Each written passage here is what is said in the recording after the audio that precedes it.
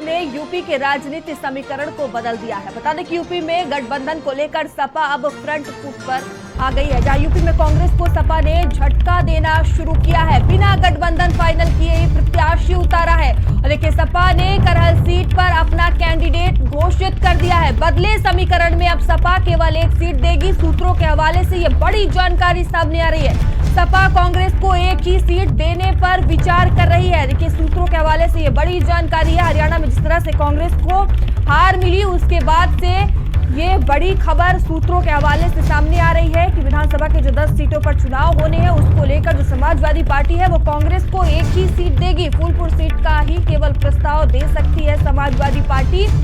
ये बड़ी जानकारी सामने आ रही है और इस खबर पर अधिक जानकारी के साथ संवाददाता संदीप हमसे जुड़ चुके हैं। संदीप, सूत्रों के हवाले से बड़ी जानकारी है कि समाजवादी पार्टी कांग्रेस को एक ही सीट देगी। क्या कुछ आपके पास जानकारी इसको लेकर?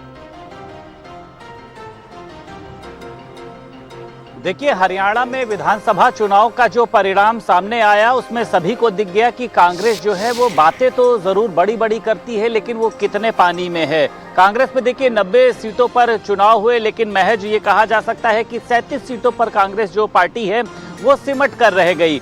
अब देखिए, लोकसभा चुनाव में भी सभी ने कांग्रेस का परिणाम देखा था कि किस तरीके से समाजवादी पार्टी की नाव के ऊपर बैठकर कांग्रेस ने अपनी नैया को पार किया था। और ये अक्सर देखा जाता है कि यूपी के जो चुनावों में जो समाजवादी पार्टी के साथ जिसका गठबंधन होता है वो पार्टी जरूर फायदे में होती है, चाहे बसपा का आप उठाकर देख लीजिए।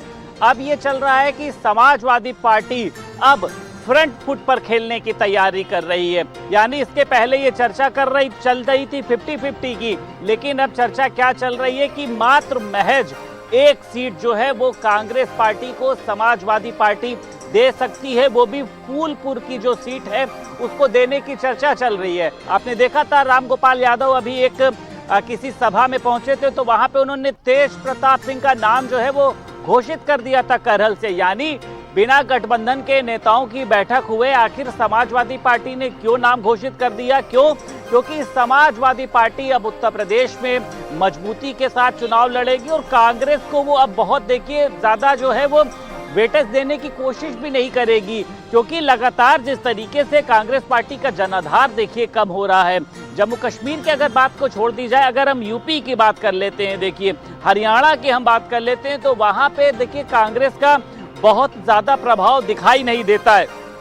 तो ये माना जाए कि समाजवादी पार्टी फ्रंट फुट पर खेलेगी। इसके पहले कांग्रेस के तमाम बड़े नेता ये कहते हुए नजर आ रहे थे कि हमको समाजवादी पार्टी से 5 सीटें मिलनी चाहिए हमारे वहां पर, और अजय राय के परिवार को भी मझुआ से चुनाव लड़ाने की तैयारी चल रही थी।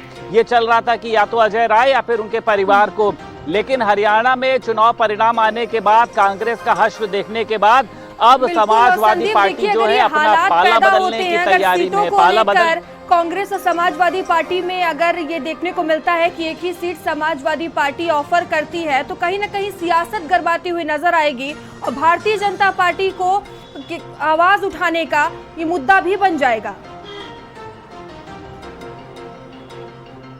देखिए, बिल्कुल स्वाभाविक सी बात है। देखिए, उत्तर प्रदेश में इन लोगों का गठबंधन था, फिर अन्य जगहों पर चुनाव हुए तो इन्होंने कहा कि हमने केंद्रीय लेवल पर नहीं बल्कि हमने राज्य लेवल पर गठबंधन किया था। गठबंधन का मतलब तो गठबंधन होता है, लेकिन देखिए राजनीति में ये कहा जाता है कि जो गठबंधन या फिर जो दिल और हाथ मिलाए जाते हैं ये सिर्फ फायदे के लिए मिलाए जाते हैं। अगर आपसे हमारा फायदा हो रहा है तो ही हम आपसे हाथ मिलाएंगे। हरियाणा के चुनाव में देखिए सभी ने देखा, अगर कांग्रेस बेहतर प्रदर्शन करती तो हो सकता है 50-50 का फार्मूला जो है वो दोनों के बीच में काम कर जाता। लेकिन बिना गठबंधन के नेताओं की बैठक फाइनल हुए बिना आपने देखा कि करहल से नाम भी घोषित कर दिया गया। मिल्कीपुर से भी देखिए अजीत प्रसाद के नाम को लेकर चर्चा चल रही। अवधेश प्रसाद के बेटे की सीसामऊ की बात करें तो वहां से भी देखिए जो इरफान सोलंकी हैं, ये चर्चा चल रही है कि उनकी पत्नी को चुनाव लड़ाया जा सकता है। यानी कांग्रेस का देखिए कहीं पर अभी तक कोई अगर देखा जाए तो वजूद दिख नहीं रहा है इन विधानसभा चुनाव में। बातें जरूर बड़ी बड़ी है, लेकिन ग्राउंड लेवल पर जो रियलिटी है देखिए देखने वाली बात होगी क्या कुछ होता है। धन्यवाद आपका तमाम जानकारियों के लिए। वही हरियाणा और कश्मीर की जनता ने अपना फैसला सुना दिया है। दोनों राज्यों में